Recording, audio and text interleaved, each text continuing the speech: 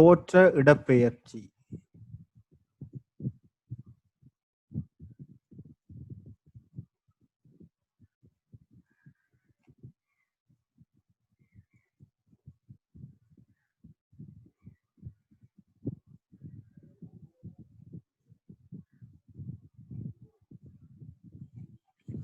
இப்ப நாங்க நேற்று பார்த்த முதலாவது வகை ஒன்றுல பார்த்தோம்னு சொன்னா, வகை ஒன்றுல அடர்ந்த ஊடகத்துல பொருள் இருக்க போது ஐதான ஊடகத்துல நீங்க கண்ணை வச்சு பாக்குறீங்க.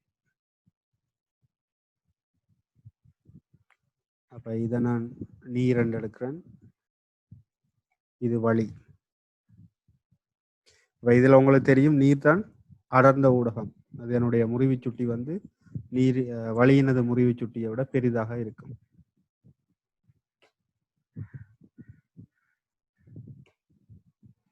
ஸோ இதுக்குள்ள இருக்கிற ஒரு பொருளை வந்து நீங்க பார்க்க போறீங்க.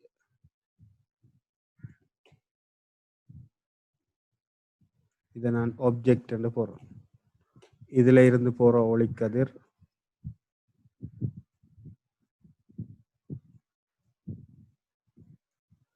இப்ப அடர்ந்த ஊடகத்துல இருந்து ஐதான ஊடகத்துக்கு ஒளிக்கதிர் போற நேரம் உங்களுக்கு தெரியும், அது வந்து செவ்வனை விலத்தி முறியும் சொல்லி.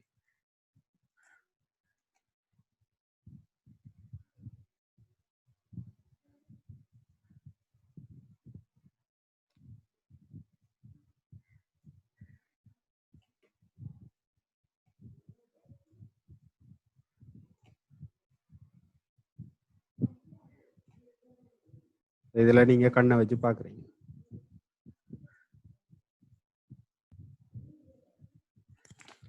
அப்ப இந்த ஒளிக்கதிர் போற திசையை நான் நீட்டி பார்த்தனா இருந்தா அது போய் இந்த செவ்வனை சந்திக்கிற புள்ளியில தான் உங்களுக்கு பிம்பம் உருவாக போகுது, இமேஜ்.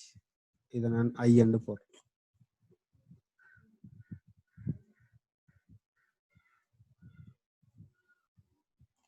அப்ப நாங்க இதுல பார்த்தனாங்க நீரின் மேற்பரப்பில இருந்து பொருள் இருக்கிற உயரம் உண்மை ஆழமா இருக்க போது, நீரின் மேற்பரப்பில இருந்து பிம்பம் தோன்ற அந்த ஆழம்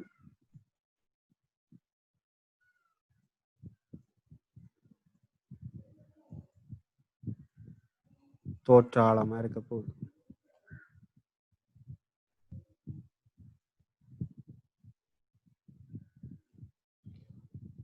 இப்ப இதுல தோற்ற இடப்பெயர்ச்சி என்று சொல்றது வந்து என்னன்னு சொன்னா, இங்க பொருள் இருந்தது, இப்ப பிம்பம் இங்க தோன்றுது. அப்ப இதுல இருந்த பொருள் உங்களுக்கு இங்க இருக்கிற மாதிரி தோன்றுதுன்னு சொன்னா, இந்த பொருளினது பிம்பத்துக்கும் அந்த பொருளுக்கும் இடைப்பட்ட தூரம், அதுதான் தோற்ற இடப்பெயர்ச்சியாக இருக்க போகுது.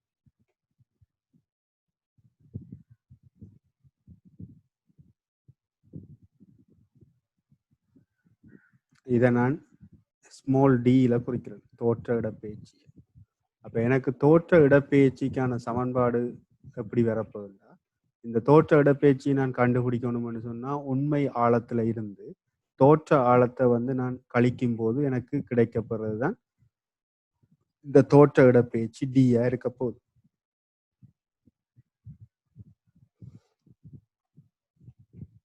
ஆகவே தோற்ற இடப்பெயர்ச்சி டியிற்கான சமன்பாடு வரப்போது உண்மை ஆழம் மைனஸ் தோற்ற ஆழம்.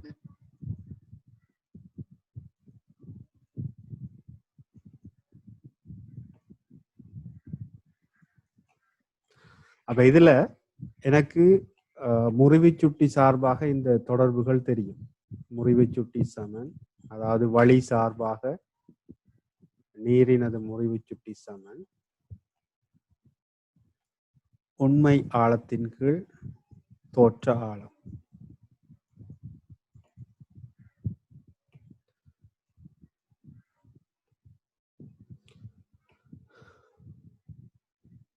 அப்ப இதுல நான் என்ன செய்யலாம்னா, இந்த தோற்ற ஆழத்துக்கு பதிலாக உண்மை ஆழம் சார்பாக நான் பிரதியீடு கொண்டு கொடுக்கலாம். தோற்ற ஆழம் சமன், அதாவது இதுல இருந்து இந்த சமன்பாடுல இருந்து தோற்ற ஆழத்தை வந்து நான் எழுவாய் மாற்றம் செய்தா எனக்கு உண்மை ஆழத்தின் கீழ் இதனுடைய முறிவு சுட்டி வரப்போகுது. அப்ப நான் இந்த உண்மை ஆழத்தை வந்து நான் டி என்று குறிப்பேன், ஸ்மால் டியில் என்று குறிச்சனா இருந்தா இங்க எனக்கு தோற்ற ஆழத்துக்கான சமன்பாடு வரப்போகுது டி ஓவர் NW. இப்ப வழி சார்பாக ஒரு முறிவு சுட்டிய இப்படி எழுதுறதும் நேரடியாக NW என்று எழுதுறதும் ஒன்றுதான். இங்க இப்படி உங்களுக்கு NG அல்லது NW என்று தரப்படுமா இருந்தா இது என்னத்தை குறிக்கிறது? இது தனி முறிவு சுட்டி என்று சொல்லி சொல்றது. அதாவது வழி சார்பாக அல்லது வெற்றிடம் சார்பாக குறிப்பிடுறது. ஆகவே இதை நான் NG அல்லது NW என்று நேரடியாக தந்தா நீங்க இதை தனி முறிவு சுட்டியா கருதலாம். அப்ப நான் இதுல Tயின் கீழ் NW என்று போட போறேன். ஆகவே உண்மை ஆழம் T, தோற்ற ஆழத்துக்கு பதிலாக இப்ப நான் Tயின் கீழ் NW என்று போட போறேன். அப்ப இதுல இருந்து நீங்க T பொது எடுப்பீங்களா இருந்தா 1 - 1/n என்ற ஒரு பொதுவான சமன்பாடு வரப்போகுது, தோற்ற இடப்பெயர்ச்சிக்கான சமன்பாடு. அப்ப MCQல உங்கள்கிட்ட கேள்வி கேட்கிறான்டா இந்த தோற்ற இடப்பெயர்ச்சிக்கான சமன்பாடை வந்து நீங்க நிறைய கேள்விகள் செய்வதன் மூலம் என்ன செய்யலாம்னு சொன்னா ப்ராக்டிஸ்ல வச்சிருந்தீங்கன்னா நேரடியா அப்ளை பண்ணலாம். இதை நீங்க பாடமாக்க வலிக்கிறீங்கன்னு சொன்னா கஷ்டம். ஸோ விளங்கி வச்சிருங்க. தோற்ற இடப்பெயர்ச்சிக்கான சமன்பாடு D = T × 1 - 1/n. அந்த T என்றதுதான் உண்மை ஆழம், 1 - 1/n. இந்த n என்றது வந்து அந்த பொருள் இருக்கிற ஊடகத்தினுடைய முறிவு சுட்டி. சரியா? அப்ப இது வகை 1க்கான தோற்ற இடப்பெயர்ச்சிக்கான சமன்பாடு இது. இனி பார்ப்போம் வகை 2. வகை 2 என்னன்னு சொன்னா ஐதான ஊடகத்துல பொருளும் அடர்ந்த ஊடகத்துல நீங்க கண்ணும் வச்சு பார்க்க போறீங்க.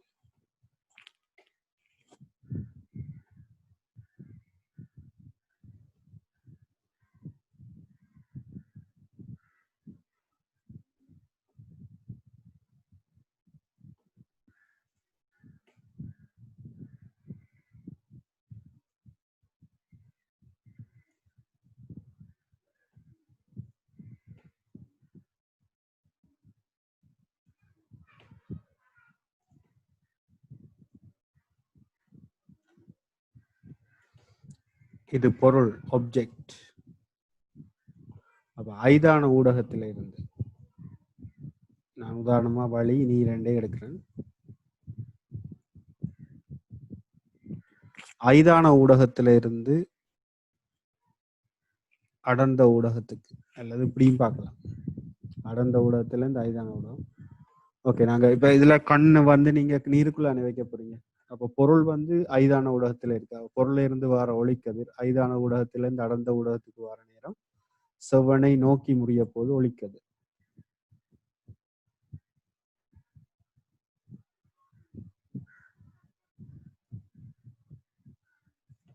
இதுலதான் நீங்க கண்ணை வச்சு பார்க்க போறீங்க.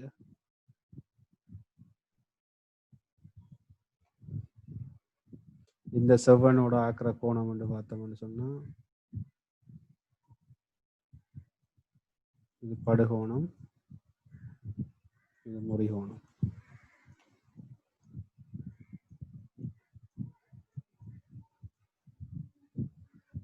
இப்ப இந்த கோட்டை நேரடியா இப்படியே நேர நீட்டி பார்த்தோம்னு சொன்னா இந்த கோடும் இந்த பொருளினூடாக வரைஞ்ச கோடும் சந்திக்கிற புள்ளியில இமேஜ் பிம்பம் உருவாக போகுது.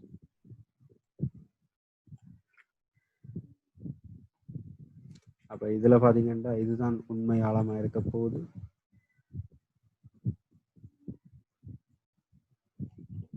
இது தோற்ற ஆழமா இருக்கு.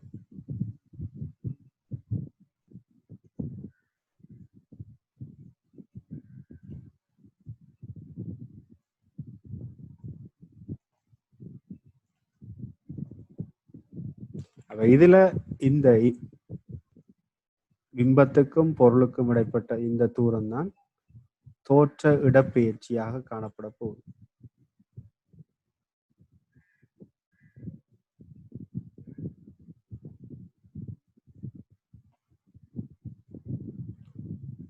இதுல இருக்கிற பொருள் உங்களுக்கு இங்க இருக்கிற மாதிரி தோன்ற போகுது. அப்ப தோற்ற இடப்பெயர்ச்சி.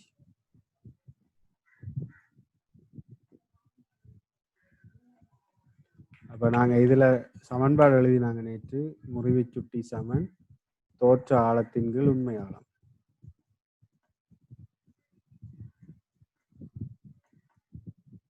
அதே மாதிரி இதுல பார்த்தோம்னு சொன்னா இப்ப தோற்ற இடப்பெயர்ச்சிக்கான சமன்பாடு வரப்போகுது.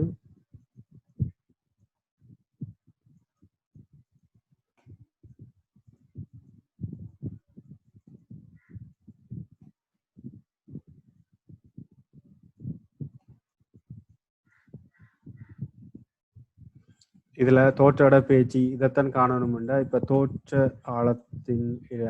ஆழத்துல இருந்து உண்மை ஆழத்தை கழிப்போம்.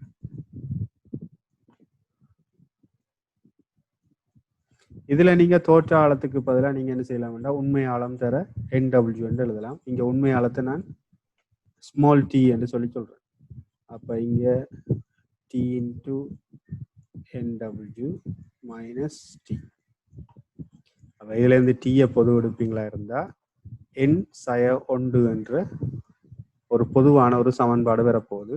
இது இரண்டாவது வகைக்குரிய தோற்ற இடப்பெயர்ச்சிக்கான சமன்பாடாக அமையும்.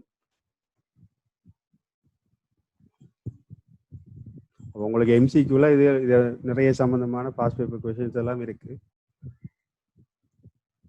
இது நீங்க சாதாரணமாவே உங்களுக்கு நிறுவ தெரியும். இதுல பெருசா கஷ்டம் ஒன்றும் இல்லை. என்ன நீங்க இங்க பிளவுறதுக்கு சான்சஸ் வருமுங்கன்னு சொன்னா இந்த சமன்பாடை மாறி எழுதுனீங்கன்னு சொன்னதான் நீங்க பிரச்சனை வரப்போகுது. அப்ப ரெண்டு வகை. ஒன்று வந்து ஐதான ஊடகத்துல கண்ணை வச்சு பார்க்குற நீங்க, மற்றது அடர்ந்த ஊடகத்துல கண்ணை வச்சு பார்க்குறீங்க. இந்த ரெண்டுக்குமானது வித்தியாசம் தெரிஞ்சுன்னா சரி. ஐதான ஊடகத்துல கண்ணை வச்சு பார்க்குற நேரம் தோற்ற இடப்பெயர்ச்சிக்கான சமன்பாடு எப்படி எழுதுன்னு சொன்னா t into 1 minus 1 over n.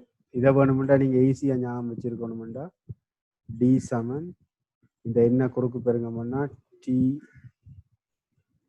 n minus 1 over n என்று நேரடியாக எழுதலாம். அப்ப இந்த ரெண்டுக்கும் இடையிலான சமன்பாடு வித்தியாசத்தை பார்த்தீங்கன்னா இங்க t into n minus 1 over n இருக்கு, இங்க t into n minus 1 என்று மட்டும்தான் இருக்கு. அதை வச்சுக்கொண்டே நீங்க என்ன செய்யலாம், இதை கண்டுபிடிக்கலாம். இதுல ஒன்று வடிவா கவனிக்கணும். நான் இதுல யார் தம்பி அது கொஞ்சம் மியூட் பண்ணிட்டு கொட்டாய் விடுங்க.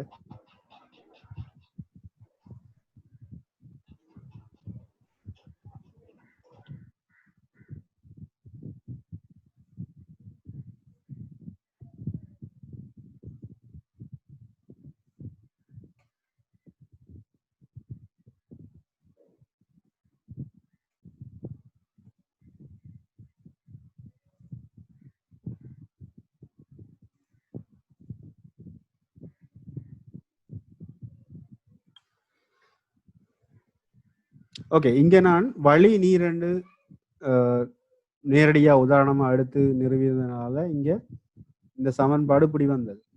இதே சிலவுகளை உங்களுக்கு என்ன செய்யலாம்னு சொன்னா, இங்க முறிவு சுட்டி ஒன்று என்று இருக்கிறதாலதான் வழிக்கு ஒன்று தானே, அப்ப இங்க 1 over n வருது. இதே இது வேற ஒரு ஊடகம் தரப்படுமா இருந்தா, உதாரணமா கண்ணாடி, வழிக்கு பதிலாக கண்ணாடியை தந்துட்டு உங்கள்ட்ட கேள்வி கேட்கலாம். அப்ப அப்படியானதுக்கு சமன்பாடு எப்படி வரப்போகுதுன்னு சொன்னா, இப்ப இதுல பார்ப்போம். இப்ப நாங்க வழி நீர் ரெண்டு எடுக்காம ஊடகம் ஒன்று ஊடகம் ரெண்டு எடுத்தா, ஊடகம் ஒன்றினுடைய வழி சார்பான முறிவு சுட்டி n1, ஊடகம் ரெண்டினுடைய முறிவு சுட்டி n2. அப்ப இதுல நாங்கள் எழுதலாம் அப்படின்னு சொன்னா,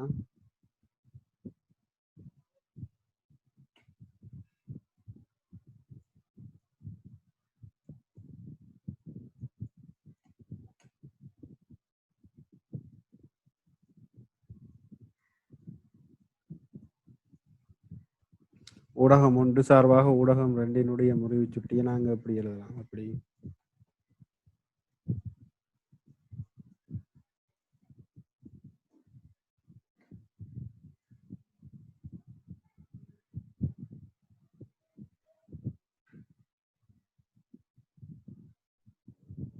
இதுல இருந்து நீங்க அடுத்த ஸ்டெப் எழுதலாம் அப்படின்னு சொன்னா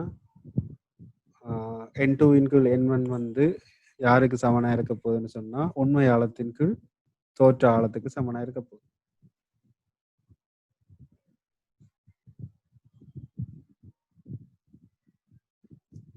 அப்ப இதை நீங்க எப்படியே எழுதலாம்.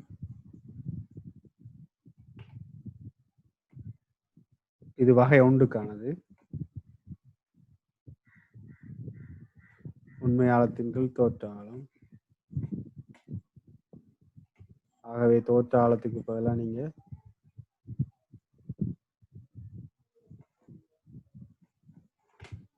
உண்மை ஆழத்தை நான் டி என்று போடுறேன்.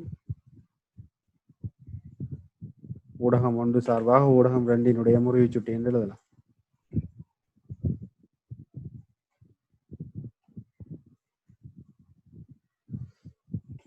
அடுத்தது தோற்ற இடப்பெயர்ச்சிக்கான சமன்பாடுதையும் டி சமன் உண்மை ஆழத்துல இருந்து தோற்ற ஆழத்தை கழிக்க போறீங்க.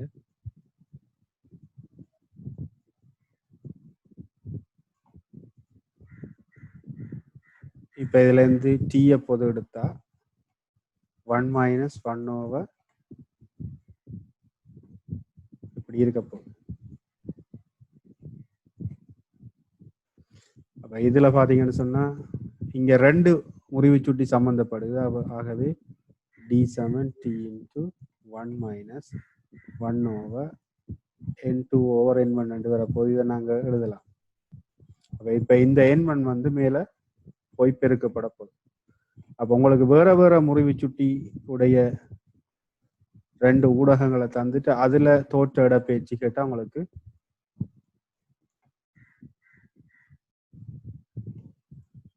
இந்த சமன்பாடை பாவிக்க தெரியும்.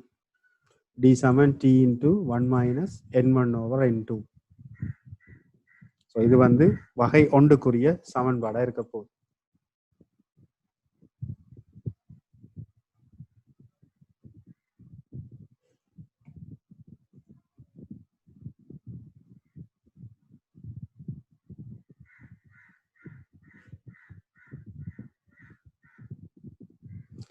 இப்ப இதுக்குரிய அந்த நிறுவல்கள் எல்லாம் நான் அனுப்பின அந்த பிடிஎஃப்ல வடிவாக காட்டியிருக்காங்க. இப்ப நான் வந்து உங்களுக்கு எக்ஸ்பிளைன் பண்றேன். உங்களுக்குரிய தியரி எல்லாம் அந்த அதுல சென்ட் பண்ணியிருக்கு பாருங்க. ஸோ நீங்களா சுயமா செய்து பார்த்தா தான் இதெல்லாம் உங்களுக்கு விளங்கும். இல்லாட்டி இப்ப கதை கட்டு கொண்டிருக்கிற மாதிரி தான் இருக்கும்.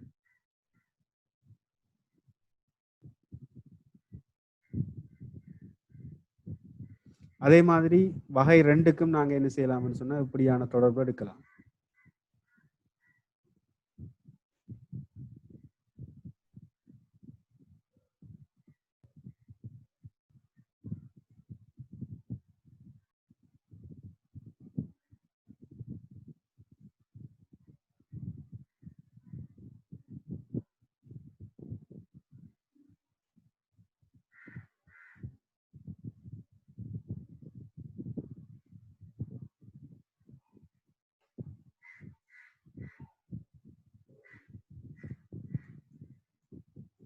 இப்ப வகை ரெண்டுல பாத்தீங்கன்னு சொன்னா எனக்கு ஊடகம் ஒன்றினுடைய முறிவு சுட்டி சார்பாக ஊடகம் ரெண்டினுடைய முறிவு சுட்டிக்கான சமன்பாடு வரப்போது தோற்ற ஆழத்தின் கீழ் உண்மை ஆழம் என்று வரப்போகுது.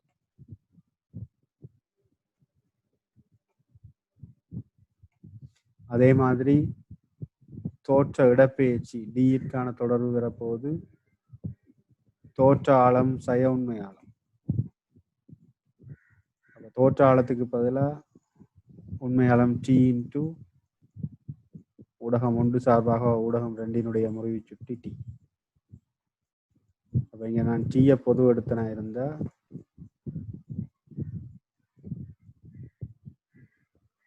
தோற்ற இடப்பெயர்ச்சிக்கான சமன்பாடு எனக்கு இப்படி ஒரு தொடர்புல வரும். இதுல நீங்க வேணுமெண்டா இதை இன்னும் பிரிச்சு n2 ஓவர் n1 என்று எழுதலாம். நீங்க என்ன செய்யுங்கன்னா திரும்ப அந்த படங்களை கீறி ஊடகம் ஒன்று ஊடகம் ரெண்டுன்னு சொல்லி ஆரம்பத்தில இருந்து செய்துட்டு வாங்க. அதாவது முறிவு சுட்டி ஒரு ஊடகம் சார்பாக ஒரு முதலாவது ஊடகம் சார்பாக இரண்டாவது ஊடகத்தினுடைய முறிவு சுட்டி சமன் உண்மையாளத்தின் கீழ் தோற்ற ஆழம் என்ற சமன்பாடை திரும்பி நீங்களே நிறுவி பாருங்க. சரியா? பார்த்தா தான் உங்களுக்கு டச்சில் இருக்கும். இல்லாட்டி இதெல்லாம் பாடமாக்கி வச்சிருக்கலாம். அது பாடமாக்க வலிக்கிட்டீங்கன்னு சொன்னா உங்களுக்கு எல்லாமே கன்ஃபியூஸ் ஆயிடும், எல்லாம் குழப்பி விட்டுரும். ஸோ விளங்கி வச்சுக்கிறது உங்களுக்கு நல்ல ஒரு ஐடியாவா இருக்கும். வடிவா விளங்கி வச்சிருங்க.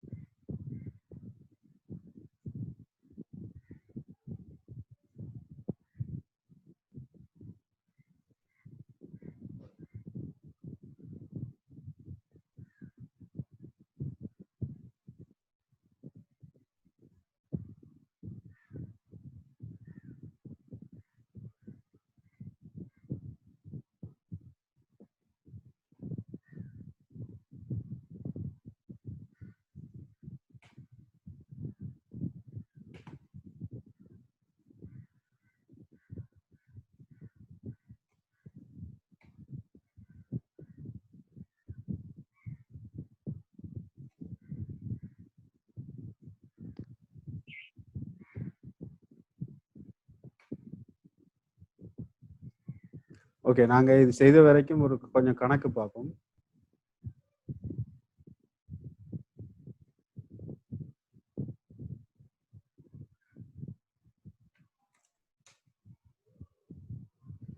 இப்போ இதுல இன்னொரு விஷயம் இருக்கு. கண்ணாடி குட்டியினூடாக ஒளிக்கதிர் ஒன்று போற நேரம் அந்த ஒரு கண்ணாடி குட்டிக்கு கீழேயோ அல்லது ஏதாவது ஒரு ஊடகத்துக்கு கீழேயோ ஒரு பொருளை வச்சுட்டு நாங்கள் அந்த ஊடகத்துக்கு மேலால நாங்கள் பார்க்குற நேரம் அதில் ஏற்படுற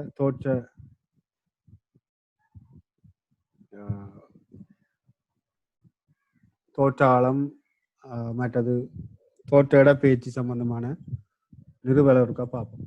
அதை பார்த்துட்டு நாங்கள் கேள்விகளுக்கு போவோம்.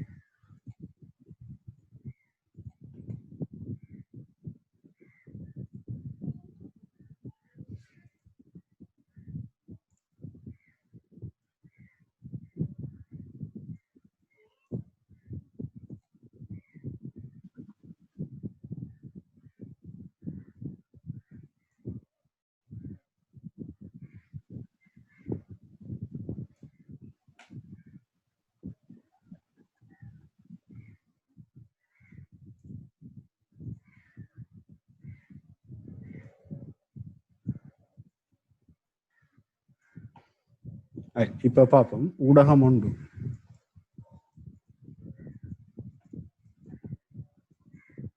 இது ஊடகம் 2, கீழே அதே ஊடகம் 1.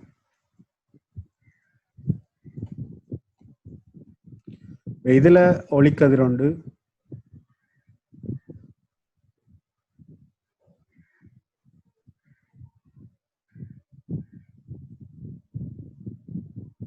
இதுல ஒளிக்கதிர் உண்டு. இப்ப இந்த கண்ணாடி குட்டிக்கு மேல வந்து படுது வைப்போம். அப்ப இதுல பாத்தீங்கன்னு சொன்னா ஊடகம் 1 முறிவு சுட்டி N1, ஊடகம் 2 முறிவு சுட்டி N2. இந்த N2 தான் N1 விட பெரிதாக காணப்பட போகும். அப்ப ஐதான ஊடகம் 1, அடர்ந்த ஊடகம் 2. ஐதான ஊடகத்திலிருந்து அடர்ந்த ஊடகத்துக்கு ஒளிக்கதிர் வார நேரம் செவ்வனை நோக்கி ஒளிக்கதிர் முறிய போகும்.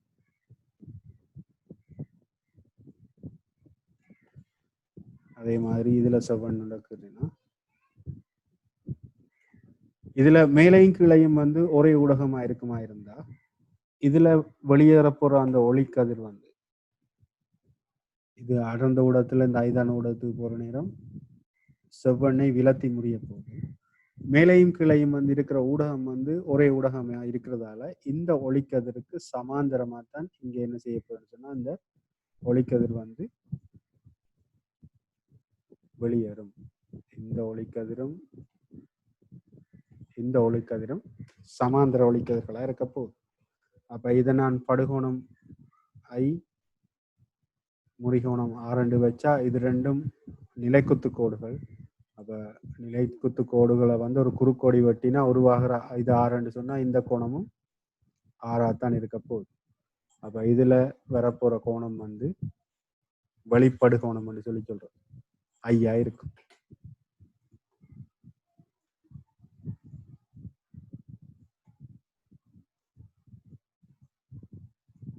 அப்ப நாங்க என்ன செய்யலாம்னா இது ஓ, இது ஓ டேஷ் எடுத்தா படுபுள்ளி ஓ ஓ டேஷ் எடுத்த மாதிரி தான் இந்த இடத்துல நாங்க சினலின் விதியை பாவிச்சோம்னு சொன்னா n1 sin i சமன் n2 sin r.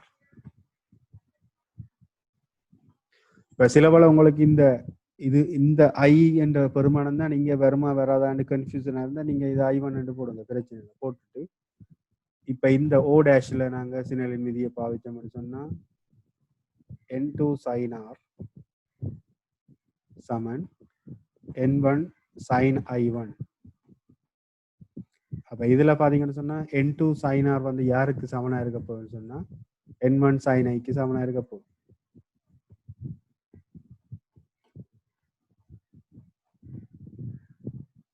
அப்ப இங்க n1 கேன்சல் ஆயிடும்.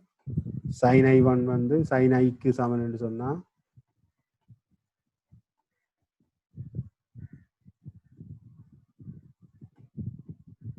i Saman i1.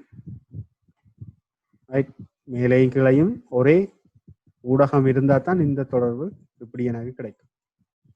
இப்ப நான் என்ன செய்ய போறேன்னு சொன்னா ஒரு கண்ணாடி குட்டிக்கு கீழே ஒரு பொருளை வச்சுட்டு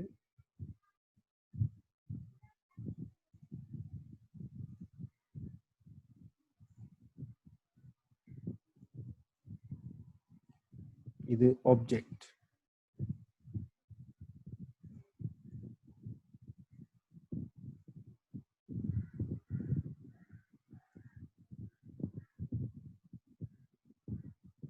ஒரு நிலைக்குத்து கோடு.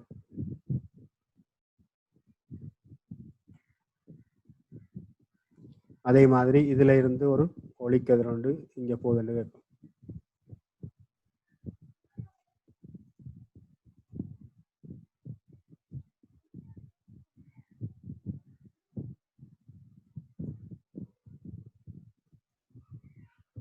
இதுல ஒரு செவ்வனுக்கு இருங்க.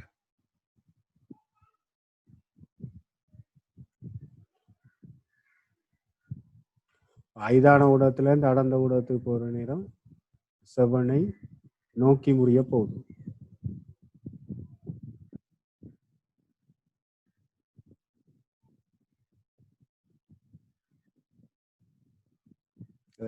கொஞ்சம் இங்க கிரணம்னு சொன்னா எங்களுக்கு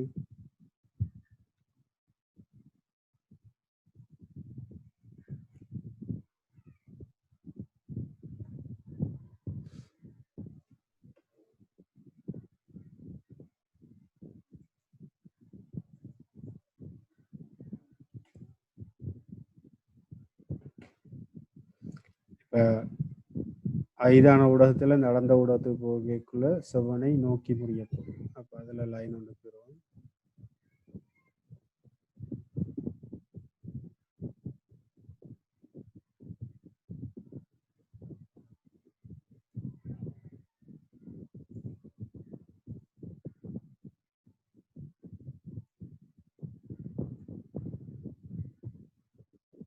அதே மாதிரி அடர்ந்த ஊடகத்துல இருந்து ஐதான ஊடகத்துக்கு போகக்குள்ள செவ்வனை இழத்தி முடிய போகுது.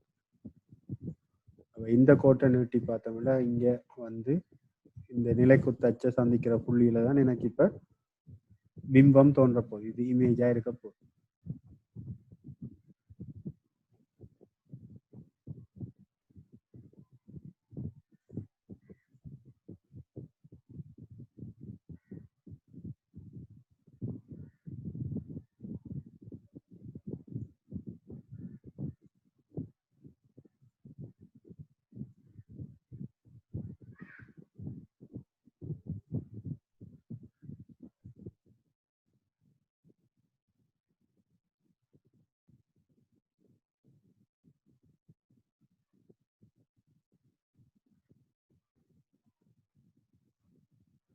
ரைட்.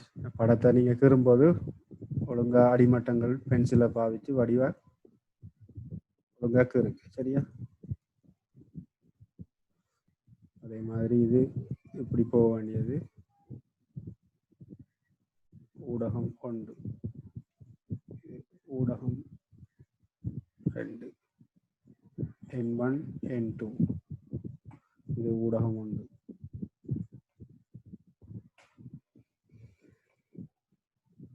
N1 விட N2 தான் அடர்ந்த ஊடகம் என்று வைப்போம். இப்ப இதுல இந்த பொருள் இருக்கிற இந்த தூரம் இந்த கண்ணாடி குற்றியினுடைய அடியில இருந்து U என்று வைக்க போறேன். இந்த கண்ணாடி குற்றியினது தடிப்பை நான் T என்று வைக்கிறேன். இங்க தோற்ற இடப்பெயர்ச்சி இதை நான் D என்று வைக்கிறேன்.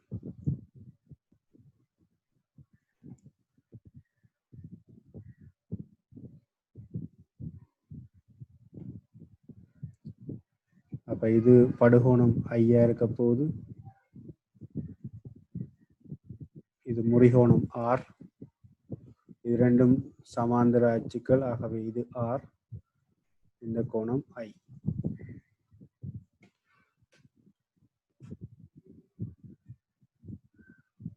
இதை நாங்க இப்ப முக்கோணிகளை குறிப்போம். OA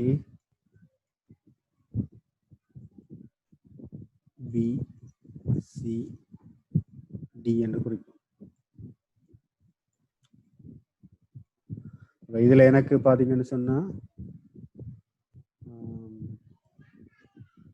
OAD என்ற ஒரு முக்கோணி இருக்கு.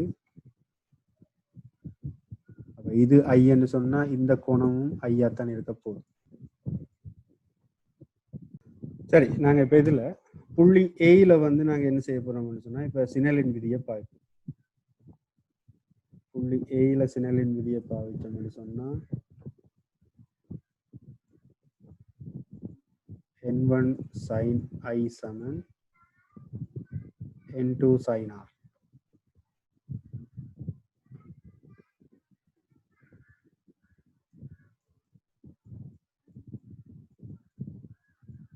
ஸோ N2 இன் கீழ் N1 வந்து sin R இன் கீழ் sin I என்ற ஒரு தொடர்பு வரும்.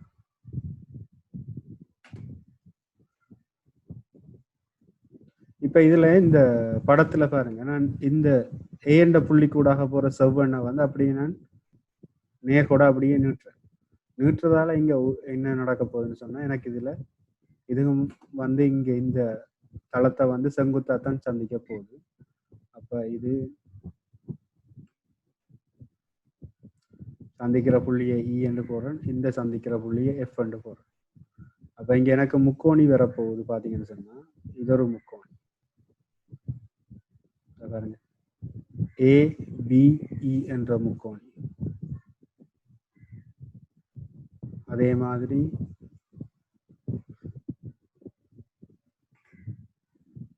BEF என்ற இந்த சின்ன முக்கோணி, ABE என்ற இந்த பெரிய முக்கோணி செங்கோண முக்கோணி. அதே மாதிரி BEF என்ற இந்த சிறிய முக்கோணி.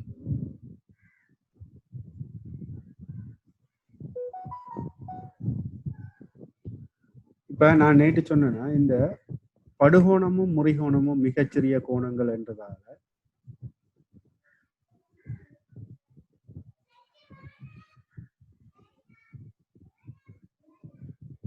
sin ஐ வந்து நான் tan ஐ என்று எடுக்கலாம். அதே மாதிரி sin R வந்து நான் tan R என்று எடுக்கலாம். அப்ப இதுல நான் N2 over N1க்கு பதிலா tan R இன் கீழ் tan I என்று போடலாம். சரியா? கோணங்கள் மிகச்சிறிய கோணங்கள் என்றதால நான் இப்படி ஒரு தொடர்பு எடுக்கிறேன். சரியா? இதை ஞாபகம் வச்சுக்கோங்க. இப்ப இந்த முக்கோணி ABEல இப்ப நான் இதுதான் முக்கோணி ஏபிஇ. இதுல tan r என்னன்னு பாவிச்சா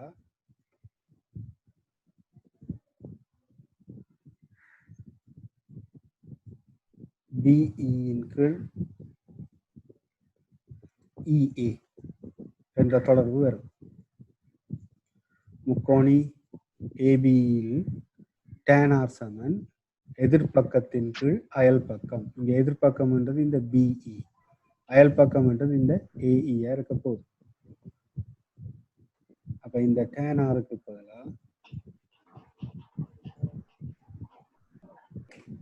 BE இன் கீழ் இந்த EA என்றது வந்து இந்த கண்ணாடி குட்டியினுடைய தடிப்பு, அதை நான் T என்று போட்டேன்.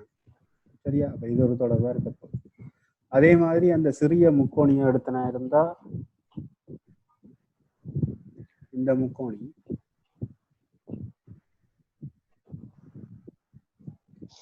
இது குத்து எதிர்கோணமா வரப்போகுது.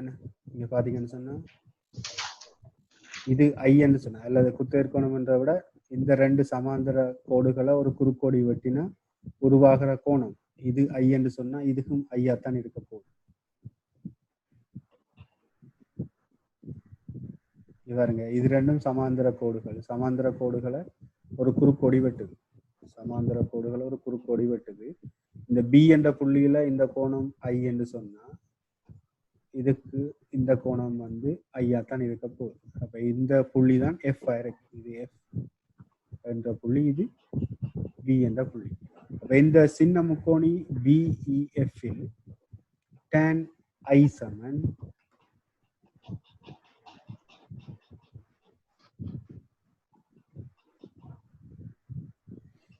எதிர்பக்கம் BE இன் கீழ் அயல் பக்கம் EF.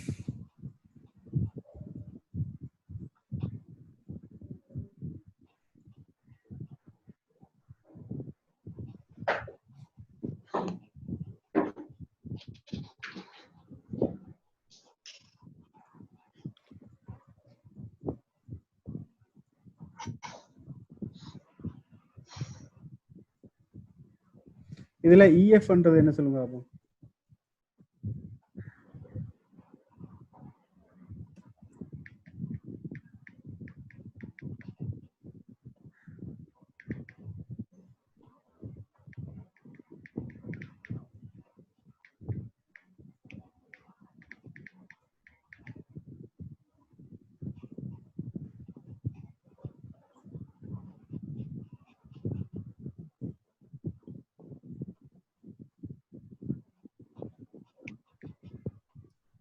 EF என்றது இதுல எனக்கு தெரியாது என்னன்றது. சார் சொல்லுங்க. சார் அந்த n1 n2 ஓவர் n1 வந்து sin i over sin r னு தானே வரும்.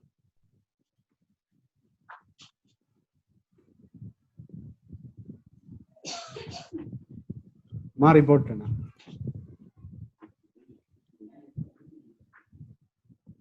சாரி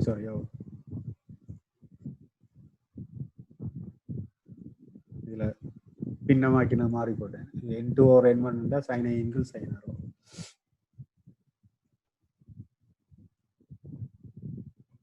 அப்ப இங்கேயும் வரப்போது tan i into tan r.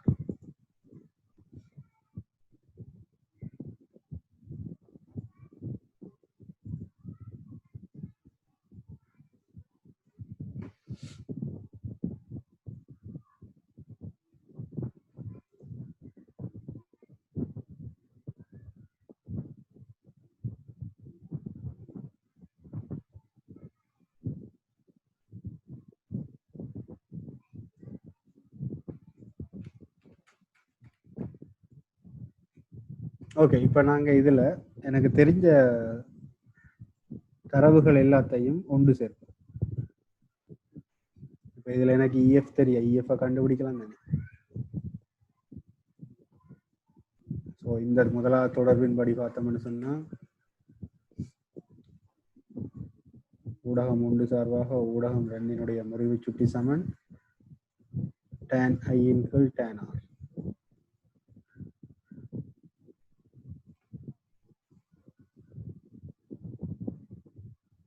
இங்க tan ஐக்கு பதிலா போடலாம் BE இன் கீழ் EF. அதன் கீழ் tan ஆருக்கு போடலாம் BE இன் கீழ் T. அது சமன் ஊடகம் ஒன்று சார்பாக ஊடகம் ரெண்டினுடைய முறிவு சுட்டி. இப்ப ரெண்டு மேலையும் கிளையும் BE இருக்கு. அப்ப BE வந்து நாங்க பிரிக்கலாம், இல்லாம செய்யலாம். அப்ப EF-க்கான தொடர்பு எனக்கு வரப்போகுது T/N என்று சொல்லி வரும். சரியா? பொதுவா எழுதலாம் EF சமன் T/N என்று சொல்லி எனக்கு தொடர்பு வந்துச்சு. அப்ப எனக்கு தேவை இதுல தோற்ற இடப்பெயர்ச்சிக்கான தொடர்பு. அப்ப இந்த தோற்ற இடப்பெயர்ச்சியை நான் வேற என்ன மாதிரி கொண்டு வரலாம்? இப்ப இந்த OIயும் வேற எதுக்கும் சமாந்திரம் என்று பார்த்தோம்னு சொன்னா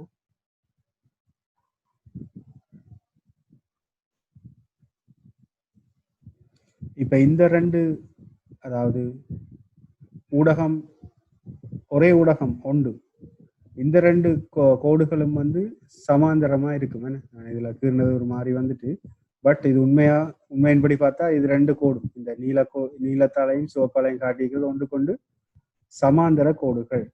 அப்படி என்று பார்த்தோம்னு சொன்னா இந்த இந்த பக்கமும் இந்த பக்கமும் ஒன்று கொண்டு சமாந்தரம், இந்த பக்கமும் இந்த பக்கமும் ஒன்று கொண்டு சமாந்தரம். ஆகவே இது ஒரு என்னவா இருக்க போகுது? என்னன்னு சொல்லலாம்? நீங்க அந்த டியூப்ல பாத்தீங்கன்னு சொன்னா அவங்க வடிவ அதுல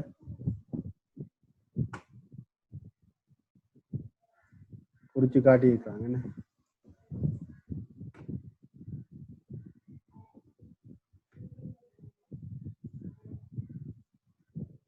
ஓகே, இப்ப இந்த படம் விளங்குதா வடிவா?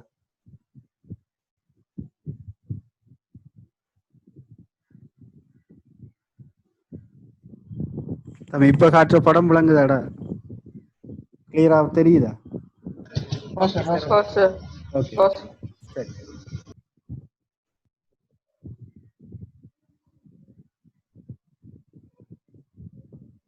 அப்ப இதுல பாருங்க, இப்ப இந்த கோடும் இந்த கோடும் சமாந்தரம் என்று நான் முதலே சொல்லிட்டேன். அப்ப இதை நீட்டுதால வார கோடு இதுக்கு இது சமாந்தரம். அது சரியா? இதுக்கும், அதாவது AEயும் OBயும் ஒன்று கொண்டு சமாந்தரமா இருக்க போகுது. அதே மாதிரி OAயும் BEயும் வந்து நிலைக்குத்து கோடுகள். அப்ப இதுக்கும் சமாந்தரமான கோடுகளாக தான் இருக்க போகுது.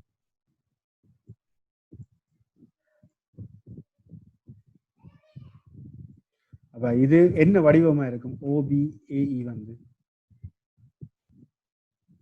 OAEB வந்து ஒரு இணைகரம்னு சொல்லி சொல்லலாம்.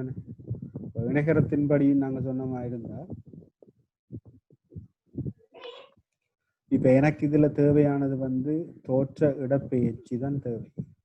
இதுல இருந்தவர் இங்க வந்துட்டு இருந்தா இந்த தோற்ற இடப்பெயர்ச்சி D தேவை. அப்ப இந்த OAக்கு சமனான பக்கமா நான் BE என்ற பக்கத்தை எடுக்கலாம் தானே? எடுக்கலாமா இல்லையா?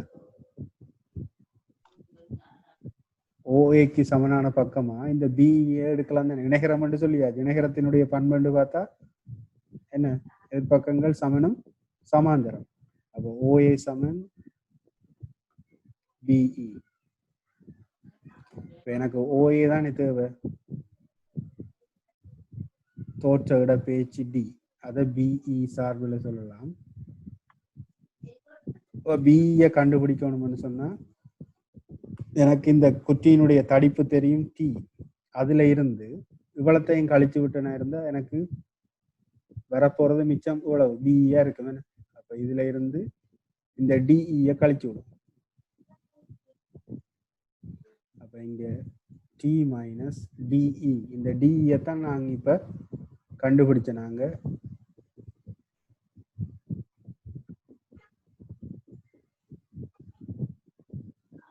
என்னடா இது?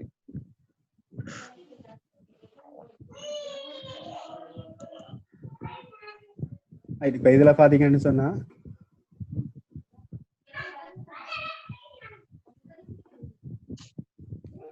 இந்த கண்ணாடி குச்சியினுடைய தடிப்பு இது வந்து எதை எதை கூட்டுறதுக்கு சமனா இருக்க போகுதுன்னு சொன்னா இந்த டிஇ என்ற இந்த நீளத்தையும்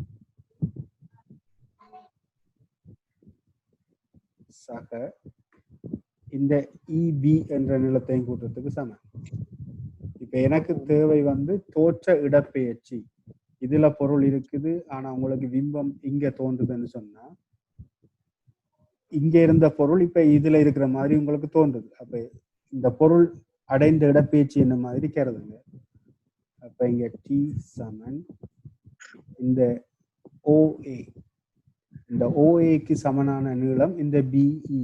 ஏன்னு சொன்னா நீங்க ஓபிஇஏ வந்து ஒரு இணைகரம் என்று சொல்லிட்டீங்க. இணைகரம் என்று சொன்னா உங்களுக்கு தெரியும் எதிர்பக்கங்கள் சமனும் சமாந்தரம். அப்ப இந்த ஓஏக்கு சமனான பக்கம் தான் இந்த பிஇயா இருக்க போகுது. அப்ப இந்த பிஇ தான் அந்த இடப்பெயர்ச்சியா இருக்க போகுது, தோற்ற இடப்பெயர்ச்சியா இருக்க போகுது. இந்த டிஇ நான் அதுல கீறிக்கான அந்த சின்ன முக்கோணியில இந்த டிஇக்கான தொடர்பு தான் கண்டுபிடிச்சு வச்சுக்கிறோம். டியின் கீழ்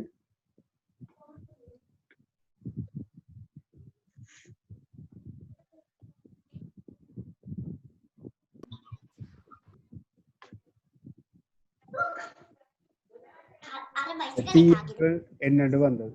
சரியா?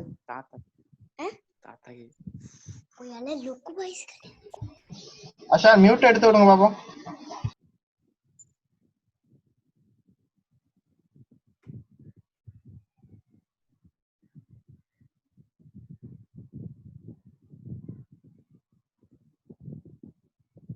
அப்ப எனக்கு இங்க தேவை தோற்ற இடப்பெயர்ச்சி டி சமன் டி மைனஸ் டி ஓவர் என் என்று வரப்போகுது. ஆகவே டீயை பொது எடுப்பீங்களா இருந்தா 1 மைனஸ் 1 ஓவர் என் என்ற ஈக்குவேஷன் வரப்போகுது தோற்ற இடப்பெயர்ச்சிக்கான சமன்பாடு. அப்ப நீங்க ஒரு கண்ணாடி குற்றியோ அல்லது ஒரு ஊடகத்துக்கு கீழேயோ இங்க எவ்வளவு தூரத்திலையும் பொருள் வச்சாலும் உங்களுக்கு எப்படி தொடர்பு வரப்போகுதுன்னு சொன்னா நீங்க அந்த பொருள் வைக்கிற அந்த தூரத்துல வந்து இந்த தோற்ற இடப்பெயர்ச்சி வந்து தங்கி இருக்க போறது இல்லை. அதுக்கான தொடர்பு தான் நான் இதுல எடுத்து காட்டுகிறேன். சில பேர் யோசிக்கலாம், ஏன்னா இங்க ஒரு குச்சியினுடைய அடிப்பரப்பு அடி மேற்பரப்புல இருந்து ஒரு குறித்த ஒரு தூரத்துல வச்சா அந்த தூரம் வந்து இங்க செல்வாக்கு செலுத்தலாம்னு சொல்லி சில பேர் யோசிக்கலாம். அப்ப இந்த யூ என்ற இந்த தூரம் வந்து இந்த தோற்ற இடப்பெயர்ச்சியில வந்து இங்க இந்த கடைசி சமன்பாடுல வந்து செல்வாக்கு செலுத்தலாம். அப்ப அதை காட்டுறதுக்கான நிறுவல் தான் இப்ப நாங்க இதுல செய்த நிறுவலா இருக்கும். அப்ப இந்த இப்ப நாங்க 2 வேற வேற ஊடகங்கள் பார்த்தனாங்க. இதுல உங்களுக்கு தந்திருக்கு 3 வேற வேற ஊடகங்களை தந்துட்டு மொத்த தோற்ற இடப்பெயர்ச்சி கேட்கிறாங்க. ஸோ அதுக்கான நிறுவலும் நீங்க இதுல தரப்பட்டிருக்கு. அப்ப ஒரு ஊடகத்துல இருந்து ஒரு ஊடகத்துக்கு போய்க்குள்ள அங்க ஏற்படுற இடப்பெயர்ச்சிக்கான சமன்பாடு எழுதுங்க, அல்லது ஒவ்வொரு ஊடகத்திலையும் என்னென்ன மாதிரி இடப்பெயர்ச்சி நடக்குன்னு எழுதுங்க. எழுதி போட்டு மொத்தமா அதை கூட்டினீங்கன்னு சொன்னா அதுதான் மொத்த இடப்பெயர்ச்சியாக இங்க காணப்பட போகுது. சரியா? அது கேள்வியை பாருங்க. வழியில் ஒளியின் வேகம் 3 தர 10 மீட்டர் செகண்ட் -1. கண்ணாடியின் முறிவு சுட்டி 3/2. கண்ணாடியின் ஒளியின் வேகம் யாதுன்னு சொல்லி கேட்கிறாங்க. அப்ப இதுல உங்களுக்கு கண்ணாடியின் முறிவு சுட்டி என்று தந்திருக்கா, இது தனி முறிவு சுட்டி, அதாவது வழி சார்பாக கண்ணாடியினது முறிவு சுட்டி உங்களுக்கு தந்துக்கிறாங்க. வழியில ஒளியின் வேகம் தந்து தரப்பட்டது. அப்ப இதுல உங்களுக்கு முறிவு சுட்டிக்கும் ஒளியின் வேகத்துக்குமான தொடர்பு எடுத்து வச்சது. என்ன தொடர்பு? முறிவு சுட்டிக்கும் வேகத்துக்குமான தொடர்பு.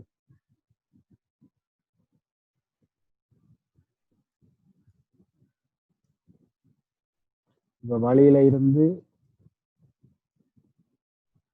கண்ணாடிக்குள்ள ஒளிக்கதிர் ஒன்று போகுதுன்னு வைப்போம். அப்ப அடர்ந்த ஐதான ஊடகத்துல இருந்து அடர்ந்த ஊடகத்துக்கு போற நேரம் செவ்வனை நோக்கி முடிய போகுது.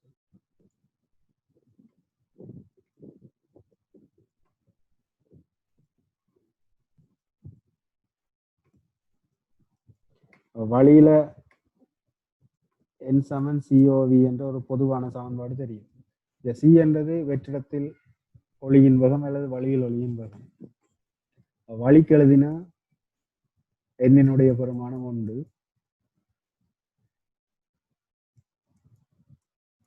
C/VA. அதே மாதிரி கண்ணாடிக்கு எழுதினீங்களா இருந்தா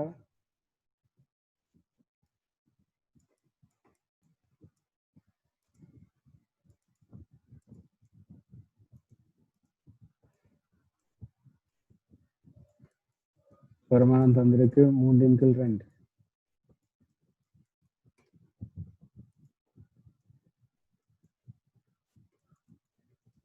ஸோ C/VG என்று வரப்போகுது.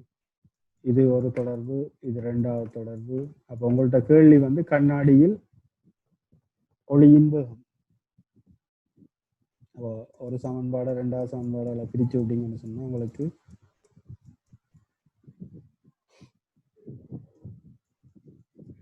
2/3 சமன் VG/VA என்று வரும். ஆகவே உங்களுக்கு தெரியும் வழியில் ஒளியின் வேகம் தெரியும் 3/18. பிரிச்சமா இருந்தா 2/18 மீட்டர் செகண்ட் -12 வரப்போகுது. கண்ணாடியில் ஒளியின் வேகம். இந்த தொடர்புகள் நாங்க ஏற்கனவே பார்த்துட்டோம். அதை நாங்க இப்ப நேரடியா நீங்க அப்ளை பண்ணக்கூடிய மாதிரி இருக்கு.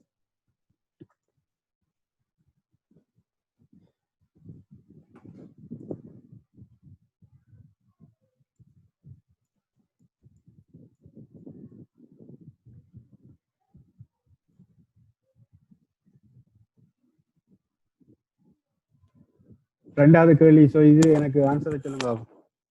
ரெண்டாவது கேள்வியை செய்து எனக்கு ஆன்சரை சொல்லுங்க. நீரின் முறிவுச்சுட்டி 4/3 ஆகவும் வழியில் ஒளியின் வேகம் 3/18 மீட்டர் செகண்ட் -1 ஆகவும் இருப்பின் நீரில் ஒளியின் வேகம் யாது? செய்யுங்க பாபு, செய்து எனக்கு ஆன்சர் சொல்லுங்க.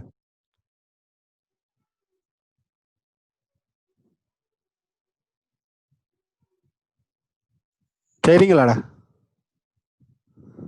செய்யறோம் சார். ஓகே, செய்துட்டு சொல்லு பாபு.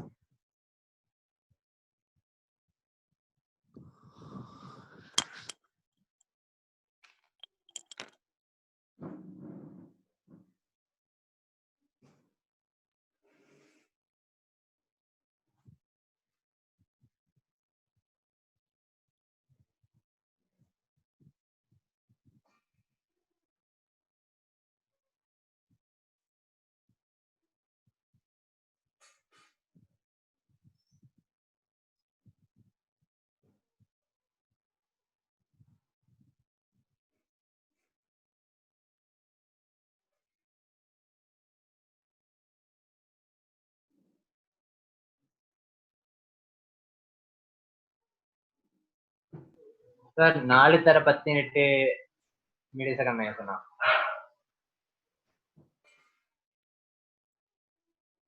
Hello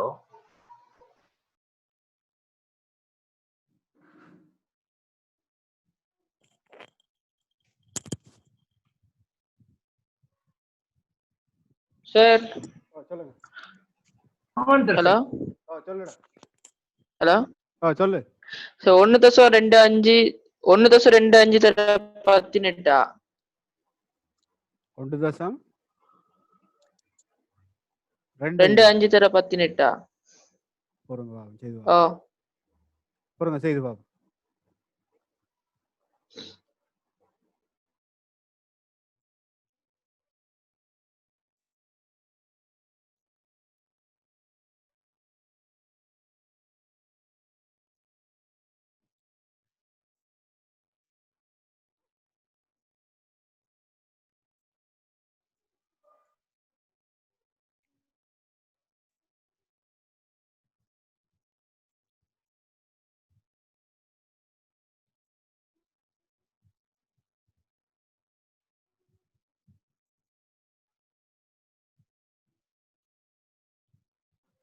hello 2.25 sir. 2 தர. சரி.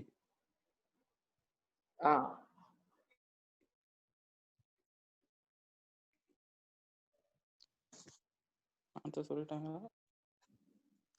9 கீழ் 4 என்று வரும். ரைட்.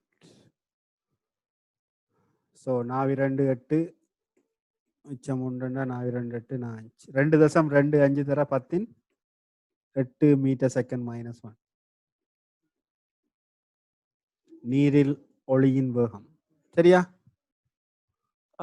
செய்யாதாக்கள் நோட் பண்ணிக்கொள்ளுங்க.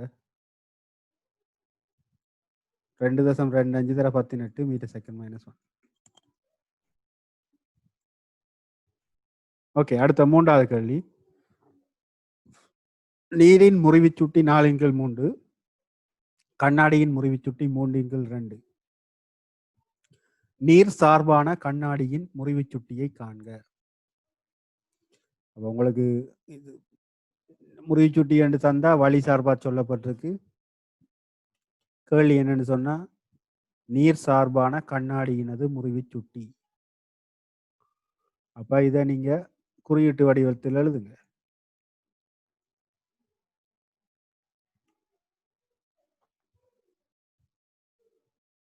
நீர் சார்பாக கண்ணாடியினது முறிவுச்சுட்டி WNG என்று வரும். அதனை கேள்வி முதலாவது நீர் சார்பான கண்ணாடியின் முறிவுச்சுட்டி. ஆகவே இதை நீங்க வழி சார்பாக எழுதினீங்கன்னு சொன்னா NGயின் கீழ் NW. அப்ப இங்க கண்ணாடியினது முறிவுச்சுட்டி தெரியும் 3/2, நீரினது முறிவுச்சுட்டி தெரியும் 4/3. அப்ப 4 2 8 3 9 9/8 என்று வரப்போகுது. நீர் சார்பாக கண்ணாடியினது முறிவுச்சுட்டி. இதை நீங்க பிரிச்சு போடுங்க. 1 1 8 மிச்சம் 1 1 8 2 2 16 2 5 40.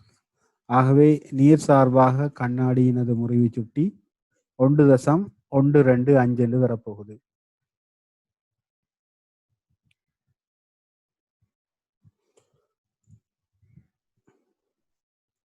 அடுத்த கேள்வி கேட்கிறாங்க என்ன? திரவத்தின் முறிவுச்சுட்டி 1.25, கண்ணாடியின் முறிவுச்சுட்டி 1.5 ஆயின் திரவம் சார்பான கண்ணாடியின் முறிவுச்சுட்டி யாதுன்னு கேட்கிறாங்க. இதே மாதிரி தான். இதை எனக்கு செய்து ஆன்சரை சொல்லுங்க. திரவத்தின் முறிவுச்சுட்டி தந்துக்கிறாங்க, கண்ணாடியின் முறிவுச்சுட்டியும் தந்துக்கிறாங்க. இப்ப திரவம் சார்பான கண்ணாடியின் முறிவுச்சுட்டி யாதுன்னு கேட்கிறாங்க.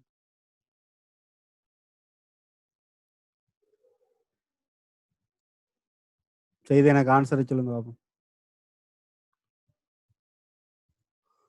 நான் உங்களுக்கு இந்த கேள்வியை வாட்ஸ்அப் பண்ணி விடுறேன், பாருங்க, பார்த்து செய்யுங்க பாப்போம்.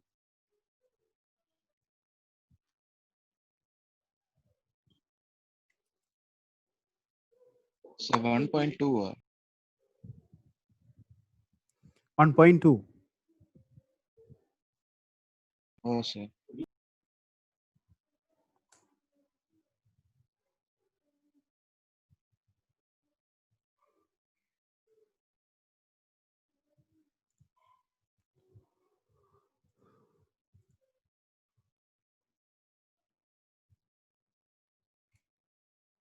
குட். சரி,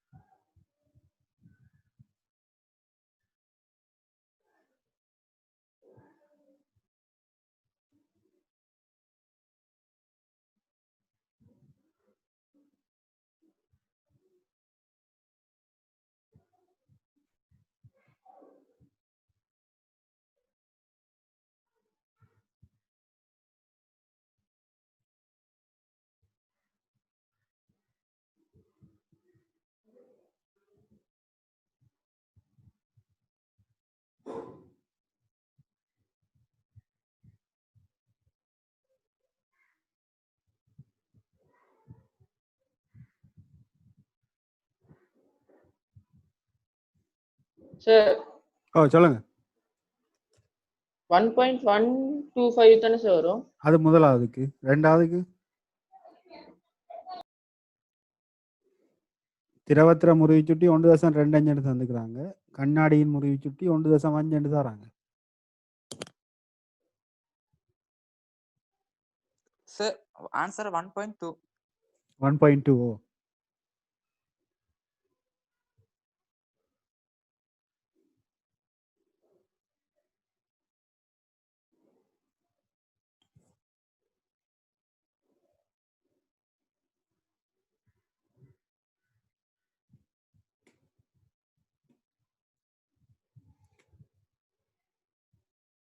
செய்து முடிச்சாக்கள் அடுத்து வச்சுங்களேன்.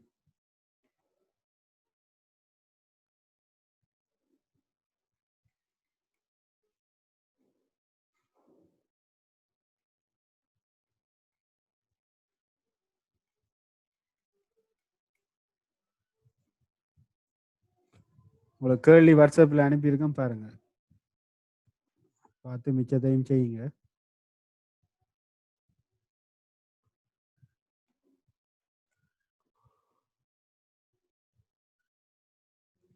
யாருக்கும் அது செய்து காட்டணுமா? பி பார்ட் ஆன்சர் வந்து 1.2. சரியா? நீங்களே செய்து பாருங்க.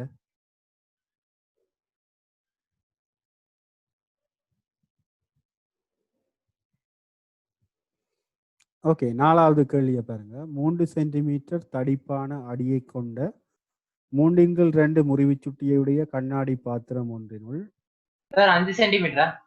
8 சென்டிமீட்டர் எதிரா இப்ப பாக்குற வாசிக்கிற கணக்கு வாசிக்கிற கணக்கு எவ்வளவு? 5 சென்டிமீட்டரா? இல்ல, 16 சென்டிமீட்டர்.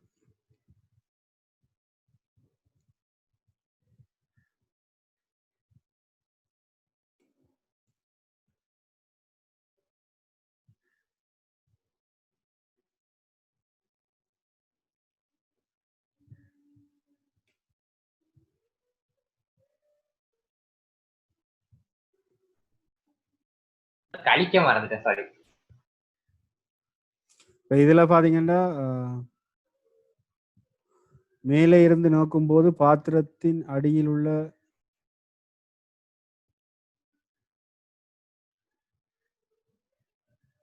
வியாபார குறி எண்ணெய் மேற்பரப்பிலிருந்து எவ்வளவு உயரத்தில் தோன்றும் என்று கேட்கிறாங்க. அப்ப இதுல 3 சென்டிமீட்டர் தடிப்பான அடியை கொண்டது என்று சொல்றாங்க. அதுக்குள்ள 8 சென்டிமீட்டர் ஆழத்துக்கு நீர் விடப்படுதுன்னு சொல்றாங்க. அதுக்கு மேல 10 சென்டிமீட்டர் உயரத்துக்கு எண்ணெய் விடுறாங்க. அப்ப இங்க 3 லேயர் இருக்க போகுது.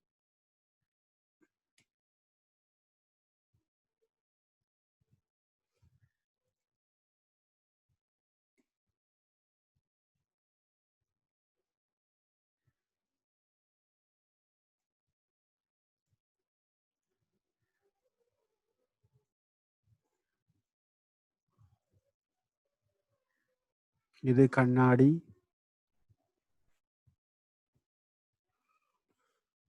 அடுத்த லேயர் வரப்போகுது நீர், அதுக்கு மேல இன்னொரு லேயர்.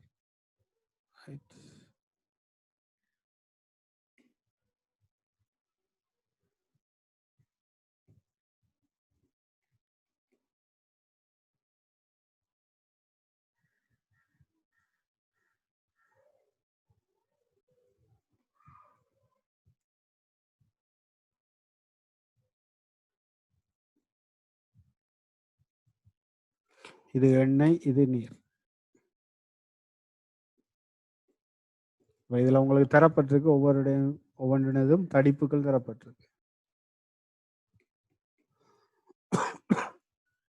3 சென்டிமீட்டர் தடிப்பான அடியை கொண்ட 3/2 முறிவு சுட்டியுடைய கண்ணாடி பாத்திரம்.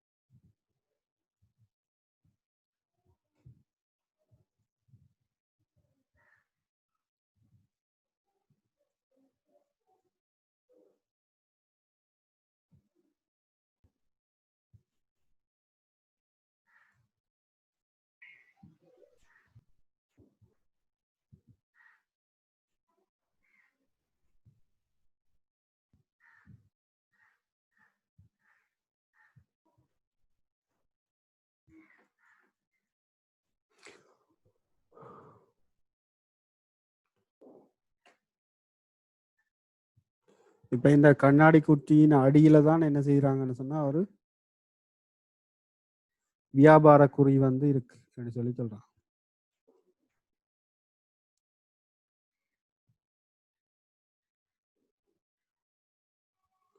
கேள்வி என்னன்னு சொன்னா எண்ணெய் மேற்பரப்பில் இருந்து எவ்வளவு உயரத்தில்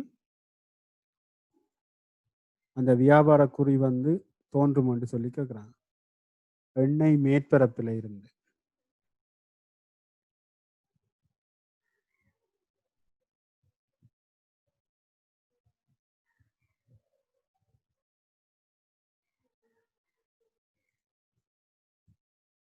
இப்போ இதில் உங்களுக்கு மொத்தமாக இந்த 3 தனித்தனி ஊடகங்கள் என்னது மொத்த இந்த நீளம் தெரியும் 8 3 11 21 சென்டிமீட்டர் இவ்வளவு. இதில் இருந்து ஒவ்வொரு ஊடகத்திலையும் வந்து இந்த தோற்ற இடப்பெயர்ச்சியை கண்டு மொத்த உயரத்தில இருந்து அந்த தோற்ற இடப்பெயர்ச்சி மொத்த தோற்ற இடப்பெயர்ச்சியை கழிச்சு விட்டீங்கன்னு சொன்னால் வாரது வந்து எண்ணெய் மேற்பரப்பில் இருந்தானா அந்த தோற்ற ஆழம் வரும்.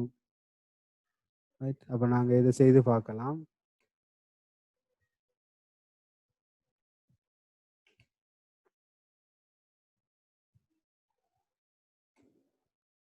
மொத்த இடப்பெயர்ச்சி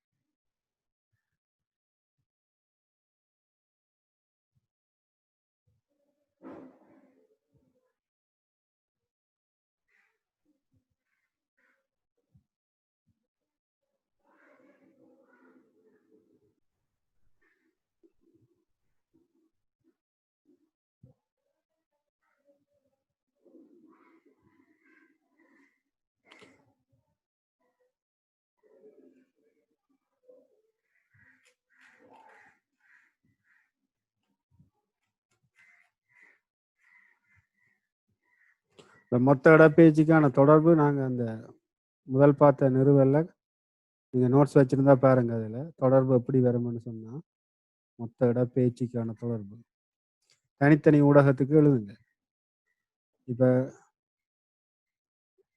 முதலாவது ஊடகம்னு சொன்னால் அந்த ஊடகத்தின் மொத்த தடிப்பு தர 1 - 1/n. அதே மாதிரி ரெண்டாவது ஊடகத்துக்கு மூன்றாவது ஊடகத்துக்கு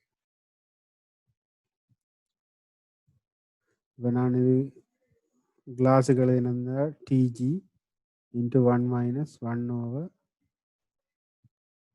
1/ng.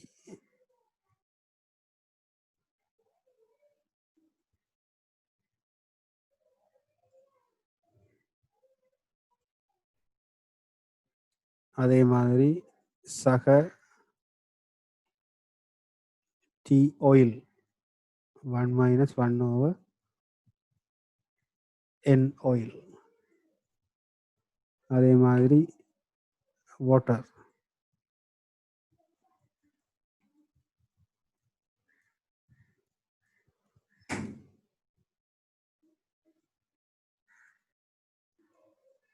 அப்போ இங்கே கிளாஸினுடைய கண்ணாடியினுடைய தடிப்பு 3 சென்டிமீட்டர் 1 - 1/ng. இந்த முறிவு சுட்டி 3/2 இங்கே எனக்கு 2/3 வரப்போகுது. நான் இந்த மொத்த இடப்பெயர்ச்சியை காணப்போறேன். அடுத்தது ஆயிலினுடைய தடிப்பு 10 சென்டிமீட்டர்.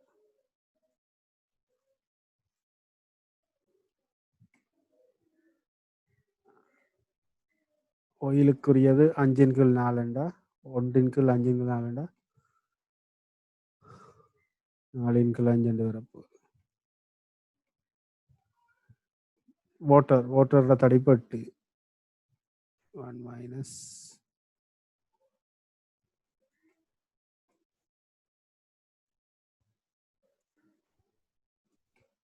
3/4. ஸோ இதை சுருக்கினீங்கன்னா மொத்த இடப்பெயர்ச்சி உங்களுக்கு கிடைக்கும். மூன்று மூன்று மூணுல 2 போனால் 1. அப்போ 1 3 சுருக்குப்பட்ட 1 வரும். இங்கே 2 வரப்போகுது. இங்கே 2. ஆகவே மொத்த இடப்பெயர்ச்சின்னு பார்த்தா 5 சென்டிமீட்டர்.